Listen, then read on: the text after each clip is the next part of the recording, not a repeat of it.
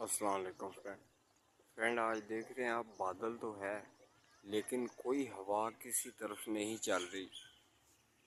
آج رات جتنا لائٹ نے تنگ کیا، ٹرانسفارمر جلا، اس کے بعد گرڈ سے لائٹ آف کی گئی،